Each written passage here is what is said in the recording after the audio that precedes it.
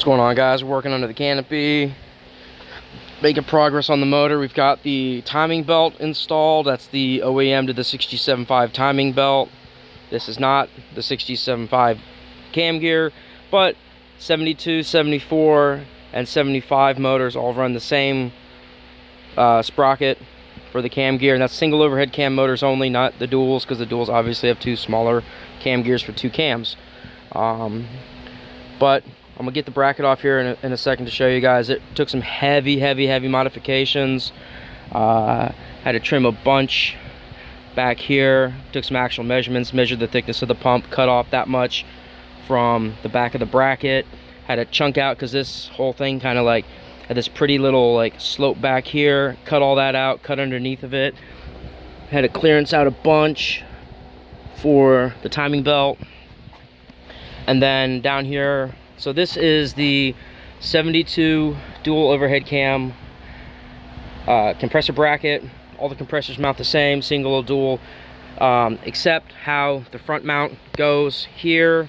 So this is the 72 mount dual overhead cam, and then you can see two bolts there, 1, 2, 3, that's for that, 1, 2, 3 here, and then you have these two for the alternator. And then we're gonna have to make some awesomeness for back here like we're doing over here. So you're wondering probably why that's blue, and that's okay. So when I'll show you here in a second with the bracket setup. So that is actually acrylic paint. It's great as a marking agent when you're trying to pick up blind holes where it's impossible to be able to pick them up.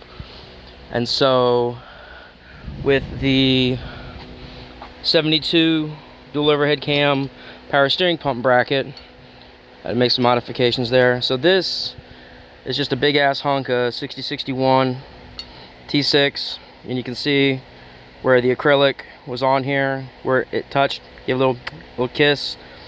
And so we're gonna pick up those holes, and those are M10 ones, I want to say M10 ones. No, 1.5s, excuse me, M10 1.5s, because they're the big spicy boy.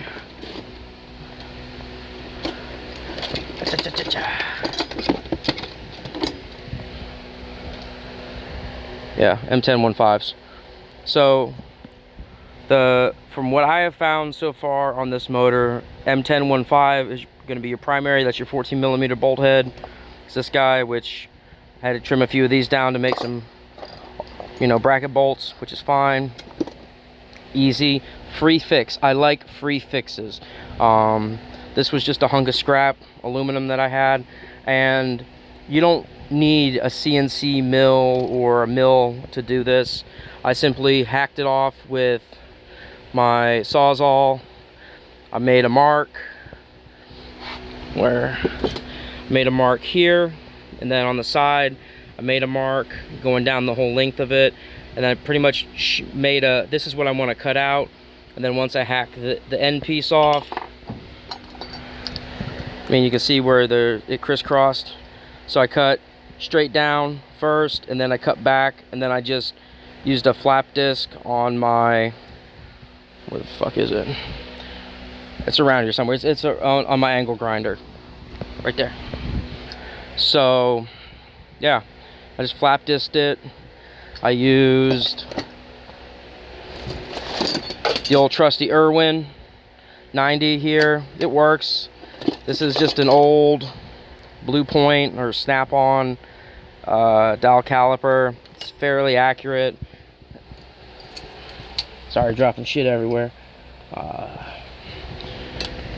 Yeah, that's what happens when you work under, you don't have a garage. This is also one of my machinist squares that I've had for a very long time. You can see it's pretty pitted, but she's very accurate, does the job. And so with all this being said, with having that installed, I'll be able to run the dual overhead cam power steering pump, which is awesome. And then we have the single dual overhead cam 72 alternator, which they fit. The only difference between them is the amperage. So from what I have found, the single overhead cams are only 80 amp, the dual overhead cams are 110 amp. That's it. So I think a Nissan Quest 04 to 09 is the same physical size ish, but it's 145 amps, so that's a huge upgrade over an 80 amp if you're going to be running things like aftermarket electric fans or sound system that you want to make sure you don't kill the battery, kill the alternator, because you like the bass if you're into that. I think I'm just going to do the 110 upgrade and that's it. I mean, electrically speaking, the car was solid before this, and then we're just literally going to a larger displacement engine. But yeah, so we're going to use that beautiful block of aluminum. We're going to try to pick up these two holes here, and we're going to have to be careful of the exhaust, which shouldn't be an issue. I mean, this thing is freaking solid though. Like I was really thinking about like slicing it off here and then drilling and tapping this, but it's pretty hollow. Like right here you might be able to run an M8 bolt through here to here just to kind of anchor it. Or yeah, no, that had to pretty much be it, because otherwise you'd have to come all the way out here for where the alternator long bolt goes. Yeah, I might just zing one of these off and just have one down, one forward, and call it good. Because I mean, honestly, this is an incredibly rigid mount for your alternator. Same thing with the power steering pump. Like I could have honestly probably gotten away with not even worrying about this up here, but because I have the mounting brackets, I have the material, I'm kind of smart, and I made that thing. So, and the top one's just going to be through holes, and then 2 long bolts, which is going to be, again, your M10 1.5s. Excuse me, these are going to be M10 125s because they're into the aluminum. The M10 1.5s are down here in the block. I don't make the rules. Mitsubishi did, and they're dumb. Unless I'm stupid. I'm telling you guys wrong information. Nope. Yep, that doesn't like that at all. So nope, those are gonna be M10 125s. So yep, there's that. So yeah, that's all I got for right now. I'm gonna get some more brackets, get this rest of this fabbed up, bolted on. I'm gonna get the other hole drilled here for the remote pickup, and I'm hoping, because that's the lowest point here, then we're gonna have to, I might just plug that, drill it, and pipe plug it. That way I'm not worried about pickup, but I still have to put this on the front side, because obviously this being on the back side is going to be a pain in the butt. Plus, generally in this area is where the mid shaft is going to bolt to the block, which I still have to get the motor out of the other car, which I'm going to do tomorrow after I go junkyard hunting for a bigger alternator. And then yeah, like I said, I just had to put a stack of washers here for the tensioner, because this is the stock 67.2 dual overhead cam bracket for the tensioner for the belt. Again, this is just a junk compressor. It's just here from mock-up. Grenade pin's been pulled on this, so it's got maximum tension because it was being touchy. I have a full brand new timing kit. Again, this is all for mock-up purposes. Once everything is fitted and we know it's good, everything's gonna work, I want to put this motor in the car 2 times. I want to put it in once to make sure everything lines up where it needs to go, and especially with hood clearance, because the 75 manifold is huge, and I still need to figure out about, because this is the 74 lower, the 75's under that pile of shit. We'll have another video on that.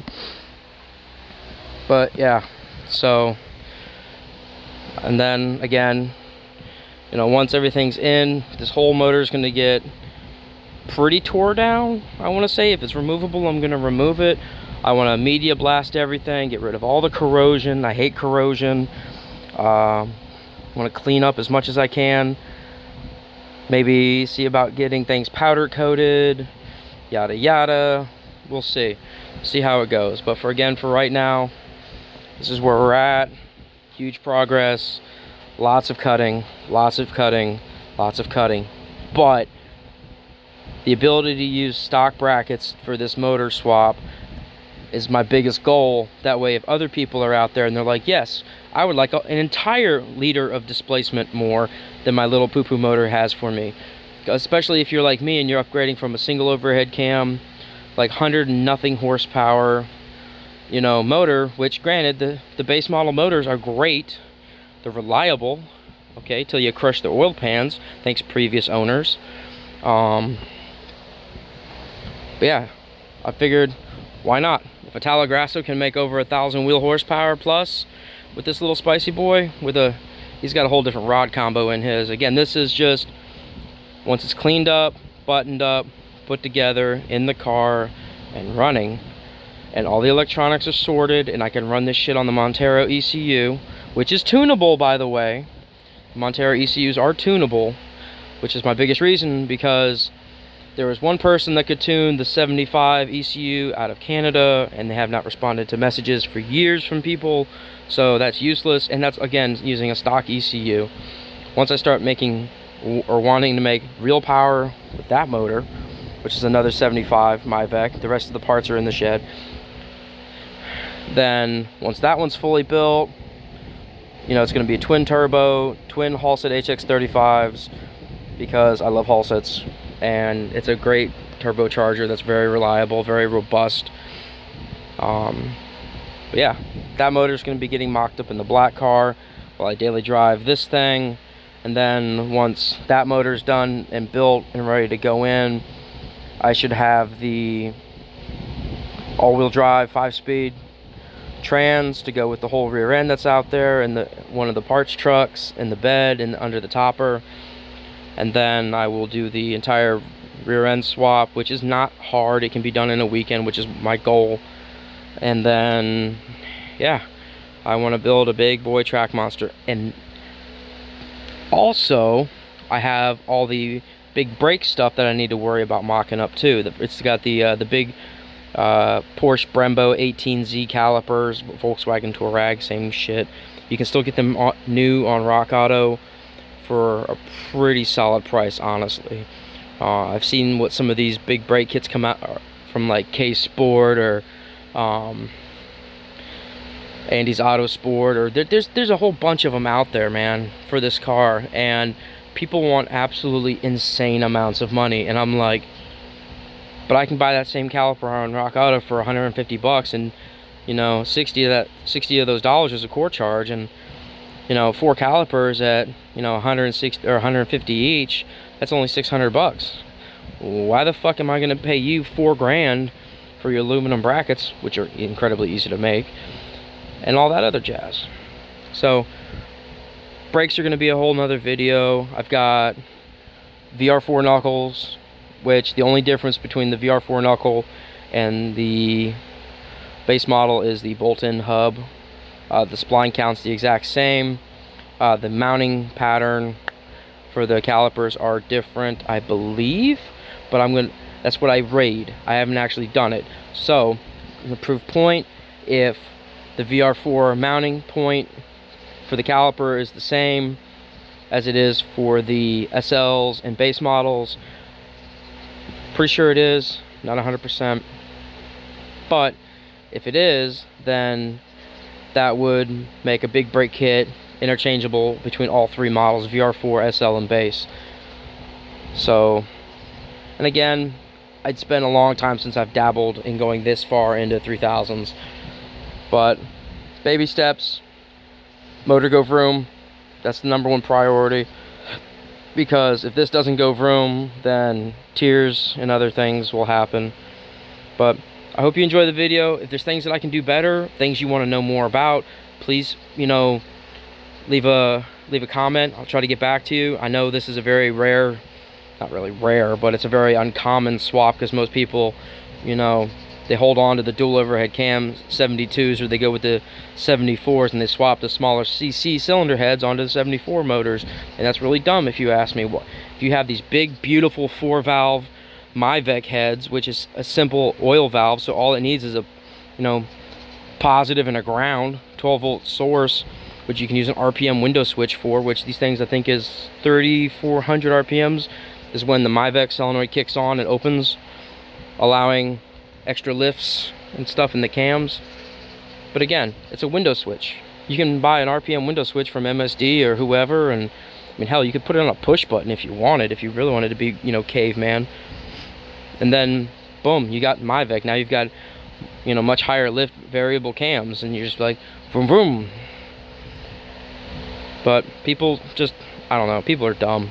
Some people are dumb. I'm not saying everybody's dumb. I'm just saying, if you want to put a bigger Mitsubishi motor in, because thanks Mitsubishi, this is the largest displacement V6 you've made ever, the 3.8 liter, in factory form. Would have been real cool to get a V8 from you guys, you know, but I guess we got to rely on Toyota and the mighty 1U ZFE, which is the godsend V8 of Japan.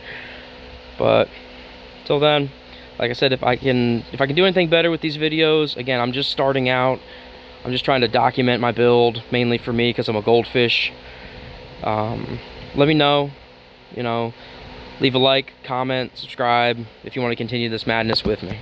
Till then, hope you guys have a great day and great time, and hope you enjoy the videos. Peace.